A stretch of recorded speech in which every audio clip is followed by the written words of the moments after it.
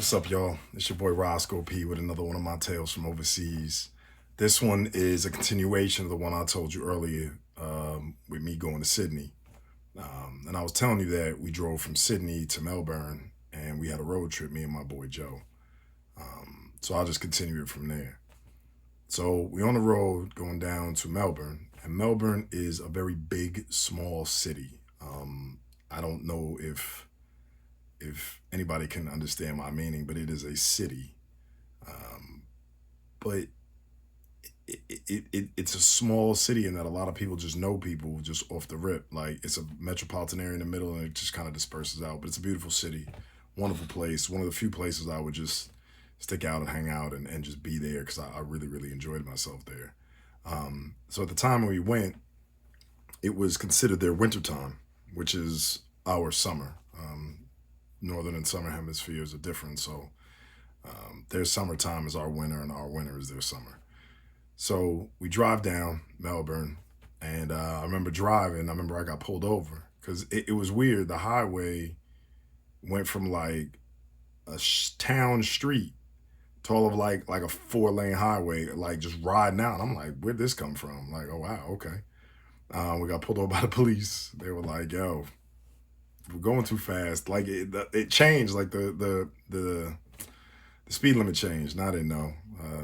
I wasn't paying that ticket though. Like, come on. I was like, man, you'll never see me. I got a passport. I handed him my passport. So he's like, all right, man, here's your ticket. I'm like, you can't let me go, man. Like, like I'm not even from here. He was like, nah, I can't let you go. So we get there, and the one thing that like threw me off was they were doing like these like hook turns. So in America, when you want to get make a right hand turn, they have like the or a left hand turn, they have like the left hand turning lanes. Whereas in Melbourne, what threw me off was that like if you want to make a right hand turn, a left hand turn, you get as far over. If you want to make a right hand turn, you get as far over to the left, and then wait, and then like hook in front of all the traffic. And I'm like, but that don't make no sense. But I mean, what do I know, right? Like it's probably what they've been doing forever. Um, so people there were welcoming, they were nice. We met up with one guy out there, real cool dude. In fact, when he, we all had basketball in common. So when he picked us up, um, he had hollered. We were able to holler at him through some channels. We were like, yo, we told some of the guys there was nothing to do in Sydney. It was like, yo, we know who to call this dude. Um, this guy comes and picks us up, has like these large McDonald's cups, and just half full with Coke and half full with libations. And he's like, man, just grab a cup and let's go. And I'm like, man, I don't know where we're going. I don't know what we're doing. I know nothing. And he ends up taking us to this club. And then the club is like, it's nuts, man. And I remember he just kept giving me more libations, more libations, more libations. And I remember just being like, wow, I was too much for me. And so I'm sitting there just by myself, I stop engaging with people. I'm just like, man, I need to like just sit down or go home. And I'll never forget, there was just this random woman came up to me. And she's from Cape Verde. Now, if anybody doesn't know what Cape Verde it's an island off the coast of Africa, and it's supposedly said that they have the most beautiful women on the planet. I mean, she was fantastic. She was very beautiful, and she just rolled up to me and she was like, "Are you okay?" And I'm like, "Nope." She's like, "All right, I got you. I'm gonna take care of you." And next thing I know, I'm getting into a car with her and her friend. And I wouldn't do that. Like, I was young. I was like, man, if something go down, I could protect myself. But like, I was just like, this seems like a good idea at the time. It was one of those seems like a good idea at the time situations. So we get in the car. I go back to her house, and then I wake up the next morning, and she like cooked me breakfast, and she like brought it to me in her bed. She's like, here you go. I'm like, what? Like, oh wow. So the next day, so that's what happened tonight. The next day comes along. I got my phone. I call my boy Joe. Joe's like, yeah, everything's cool in the hotel. Now, mind you, this is a little crazy because I don't know where I am.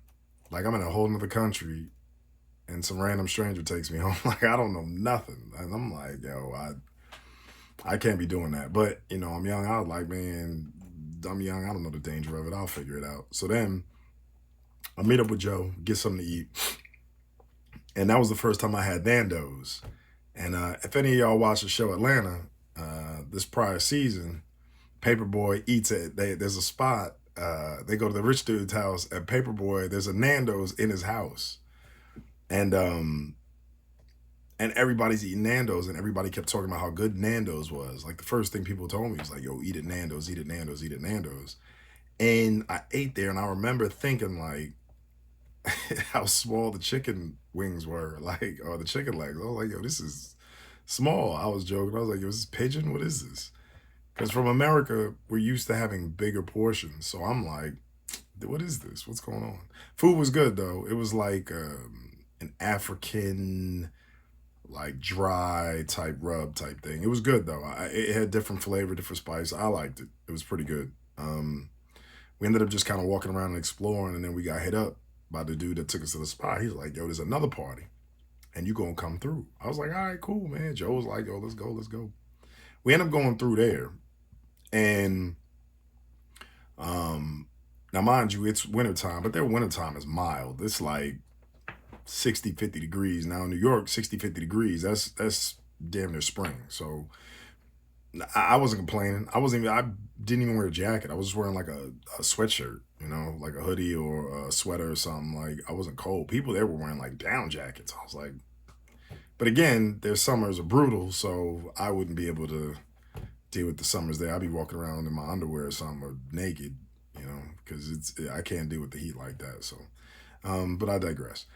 So we end up going to this other party, and as we're at this other party, um, you know, and mind you, I've only been in Melbourne for about 24 hours at this point, right? Like we get there that night.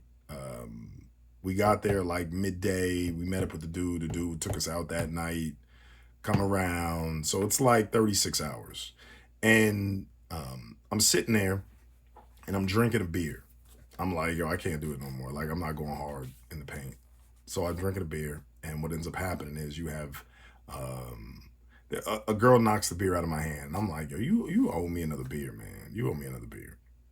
Um, so prior to when we had to do the coat check, I had nothing to check. So my boy Joe had like a thin jacket, like a windbreaker. So he checks his windbreaker, and as he checks it, the coat check girl is like, "I know who you are," and I'm like, "I've only been here 36 hours. There's no way you can know who I am." And she's like, "No, I know who you are. I know who you are." I'm like, "Okay." I'm like, "Where am I then?" And um, she's like, "You're that dude Tracy's dating." And I'm like, "I've been here 36 hours. I'm not dating anybody. I don't know Tracy. You have me mistaken for somebody else." And I was just like, "Yeah, so I'm not your guy. I'm not the guy." And fast forward, the girl that knocks the beer out of my hand, she's like, I'm like, "Yo, can you just buy me another beer, please? Like, that's all I require. Like, you know, it wasn't purposeful. Um, just can you just replace it? That's all I ask, you know." And she's like, "I got you. Don't worry." And so she's talking to me and she's like, "Yo, so you're dating Amanda?" And I'm like, what's going on with this? I'm like, why does everybody think I'm dating somebody? What's happening? I'm like, who is Amanda? I've never met an Amanda a day in my life. And she's like, yeah, you did. What are you talking about? I'm like, no, I didn't. I didn't mean Amanda. Amanda is the coat check girl. So the coat check girl, after I got in there, after I told her you got the wrong person, was going around telling people that, oh, uh, that dude that walked in, the light skinned dude with the green eyes, I'm dating him. So everybody in the club thinks I'm dating the coat check girl, and I don't even know this is going on. I'm like, what the? And it's spreading. So as I was there, the time people were like, yo, you're Amanda's boyfriend. I'm like, no, I'm not, man. Like I've never met her. I don't. I've said maybe 10 words to her. That's it. And it's just, and that's Melbourne in a nutshell. It's the big small city. It's huge and it is small at the same time. Like once word spreads.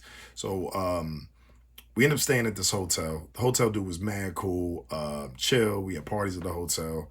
Um, and the funniest thing is that the dude knew the guy who picked us up. They were great friends, and he was the hotel manager. And what he was doing was he was just letting us stay in rooms that were unoccupied. So we was just staying in this hotel for free, and he was kicking it. Everything was cool. Everything was good, you know. And then what ends up happening is during the day they had Aussie rules football while we were there. And this is why I say Melbourne is a big, small city because, like, the stadium is close to the major city, right? To like the buildings and stuff. Yeah, the city of Melbourne, the city center. And when Aussie rules football happens, I think I was the only one just walking around Melbourne. Like the city was empty.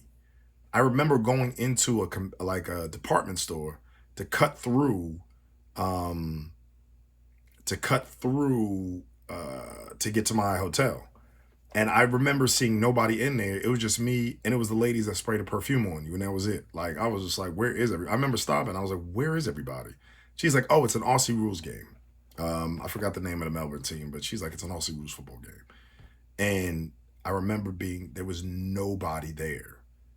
And like sports are serious overseas, man. They'll clear out an entire, it's kind of like Texas football, right? Like high school Texas football in those small towns where the whole town just goes to watch the game and there's nobody in town. That's the way it is in Melbourne too. And man, listen, one of the best cities I've ever seen, one of the best experiences I've had. Um, I highly recommend Melbourne. The people were friendly. They were really cool. I don't have a girlfriend named Amanda.